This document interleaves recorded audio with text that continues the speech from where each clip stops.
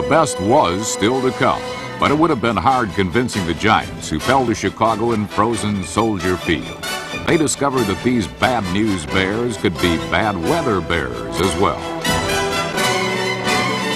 The Giants started off quickly, moving 45 yards on their first 4 plays of this NFC Divisional playoff game.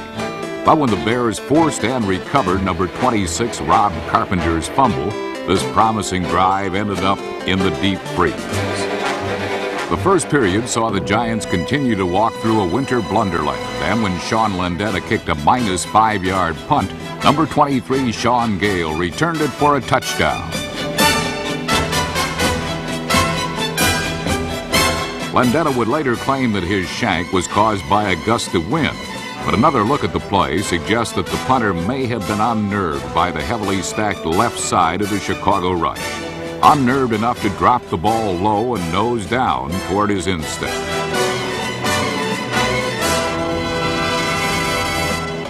While Gale recorded the shortest punt return for a touchdown in NFL playoff history, Phil Simms suffered through one of the longest afternoons in postseason annals.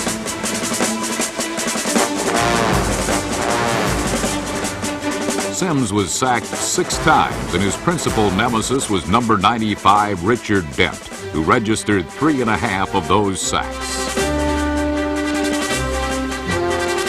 Chicago's front line stunted often, and when Dent ran a loop, Carl Nelson, number 63, could not get over to block Dent quickly enough to prevent the sack.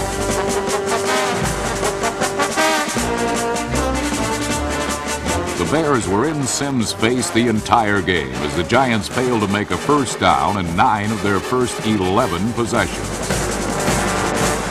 It took a while for Mike Ditka's offense to get on track too, but in the second half, the Bears were able to salve New York's defense and extend their 7-0 halftime lead. Chicago's offensive line of Covert, Bortz, Hilgenberg, Thayer, and Van Horn showed intimidating New York defenders such as Lawrence Taylor, number 56, that when push comes to shove, they could be pretty intimidating too.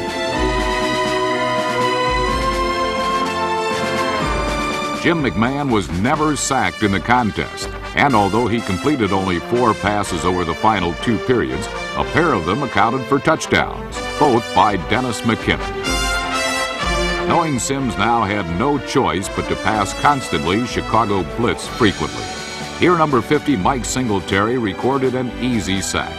The Giants were simply not equal to the task of thwarting these blitzes, as number 30 Tony Galbraith's missed block on Gary Fencing, number 45, demonstrated. Defense Chicago style helped earn the victory. Now the Bears were approaching the gun lap in the race to Super Bowl 20. Their last hurdle, the Los Angeles Rams.